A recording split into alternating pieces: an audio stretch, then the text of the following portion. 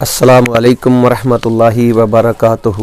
الحمدللہ رب العالمین والصلاة والسلام علی سید المرسلین و امام المتقین نبینا محمد وعلی آلہ وصحبہ اجمعین، اما بعد فاعوذ باللہ من الشیطان الرجیم، بسم اللہ الرحمن الرحیم۔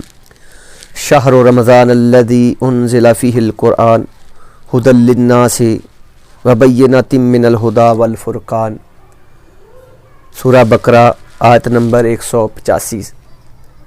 اللہ رب العزت فرما رہے ہیں کہ یہ رمضان کا مہینہ ہی تھا جس میں قرآن نازل کیا گیا، جو لوگوں کے لیے ہدایت کا باعث ہدایت ہے، اور اس میں ہدایت کی اور حق و باطل کے درمیان فرق کرنے کی نشانیاں ہیں۔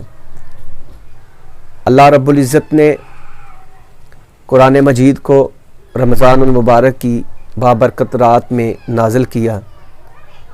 آج ہم خطبہ جمعہ اپنے مرکز میں ادا کر رہے تھے تو ہمارے خطیب محترم مفتی عمران سلفی بھائی حفظہ اللہ تعالی، انہوں نے آج بات کی کہ جتنی بھی صحیفے اور کتابیں نازل ہوئی ہیں، اللہ رب العزت نے صحیفے اتارے ہیں، آسمانی کتابیں جتنی بھی آئی ہیں وہ ساری رمضان میں اتری ہیں۔ یہ میں نے بات پہلی دفعہ ان سے سنی، تو اللہ رب العزت نے یہ قرآن پاک بھی رمضان میں اتارا ہے۔ رمضان وہ بابرکت مہینہ ہے کہ جس میں اللہ کی رحمت لوگوں کو، اپنے گناہ گار بندوں کو اپنی آغوش میں لینے کے لیے ٹھاٹھے مارتے ہوئے سمندر کی طرح تیار ہوتی ہے۔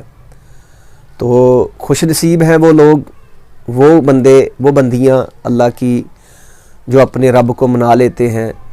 تو آج قرآن پاک کو ہم اس رمضان میں کتنا پڑھیں۔ پیارے پیغمبر صلی اللہ تعالیٰ علیہ وآلہ وسلم سیدنا عبداللہ بن مسعود رضی اللہ تعالیٰ عنہ بیان کرتے ہیں کہ آپ صلی اللہ تعالیٰ علیہ وآلہ وسلم نے فرمایا کہ قرآن پاک کا ایک لفظ پڑھنے پر 10 نیکیاں ملتی ہیں۔ ایک نیکی اس جیسی 10 نیکیوں کے برابر ہے، یعنی کہ ایک حرف اگر ہم قرآن پاک کا پڑھتے ہیں تو 10 نیکیاں ملتی ہیں۔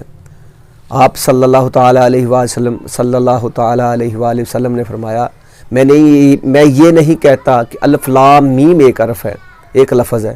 فرمایا الف ایک حرف ہے، لام ایک حرف ہے، میم ایک حرف ہے، یعنی کہ الف لام میم ہم پڑھیں گے تو ہمیں 30 نیکیاں ملیں گی۔ تو یہ رمضان کا بابرکت مہینہ، اس میں تو اللہ رب العزت بہت نیکیوں کے انبار لگا دے گا۔ تو ہمیں زیادہ سے زیادہ قرآن پاک کی تلاوت کرنی چاہیے۔ خود پیارے پیغمبر صلی اللہ تعالیٰ علیہ وآلہ وسلم ہر رمضان میں جبرائیل علیہ السلام کے ساتھ اس قرآن کا دور کیا کرتے تھے، اور جب آپ نے اس دنیا سے، اس فانی دنیا کو چھوڑ کر اپنے اللہ رب العالمین کے پاس جانا تھا، اس سال آپ نے 2 دفعہ قرآن پاک کا دور کیا۔ تو اسی طرح امام مالک رحمۃ اللہ علیہ کے بارے میں آتا ہے کہ وہ کہتے ہیں کہ وہ اپنے لکھ لکھائیوں والا کام، حدیث کا لکھنا پڑھنا، وہ سارا رمضان کے اندر بند کر دیتے تھے اور قرآن پاک کی تلاوت کیا کرتے تھے، اتنی تلاوت کیا کرتے۔ اسی طرح امام بخاری رحمۃ اللہ علیہ کے حوالے سے بھی آتا ہے، فتح الباری کے اندر فتح المقدمے میں یہ بات موجود ہے کہ آپ سحری کے ٹائم شروع کرتے تھے قرآن پاک کی تلاوت، اور افطاری کے ٹائم قرآن پاک ختم کر دیتے تھے۔ اتنی زیادہ قرآن پاک کی تلاوت کیا کرتے تھے۔ امام بخاری رحمۃ اللہ علیہ کے والے سے آتا ہے یہ کہ وہ بہت قرآن پاک کی تلاوت کرتے تھے، کہتے تھے کہ یہ ایک سیزن ہے ہمارے لیے، یہ نیکیوں کا موسم بہار ہے ہمارے لیے، تو ہمیں بھی چاہیے کم از کم ہم 2-3 قرآن پاک تو لازمی پڑھیں نا۔ میرا خیال ہے یہ زیادہ تو نہیں ہے، کم از کم 5 سپارے اگر روزانہ پڑھیں تو یہ بہت زیادہ تلاوت ہم کر رہے ہیں، اللہ اپنے رب کو منا رہے ہیں۔ میرے بھائی آگے پیچھے 11 مہینوں میں تو ہم نے جتنا پڑھنا ہے، چلو وہ تو ایک علیحدہ بات ہے، کم از کم رمضان میں تو زیادہ سے زیادہ نیکیاں کریں نا۔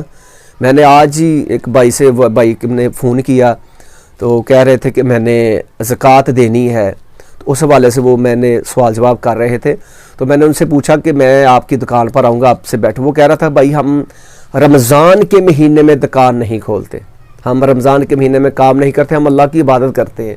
اللہ کی قسم کھا کر کہتا بہت خوشی ہوئی اس بات کی کہ رمضان کے مہینے میں ہم رمضان کو اللہ کے لیے عبادت میں ہم مشغول ہو جائیں، اللہ کی عبادت میں مشغول ہو جائیں۔ 11 مہینوں میں ہم نے جو گناہ کیے ہیں اس سے اپنے رب سے ہم ان گناہوں کی معافی طلب کر لیں۔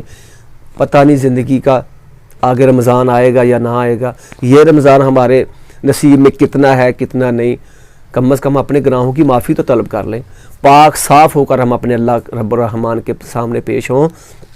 تو اللہ تعالی ہم سب کو قرآن پاک کی زیادہ سے زیادہ تلاوت کرنے کی توفیق عطا فرمائے۔ وما علینا الا البلاغ المبین۔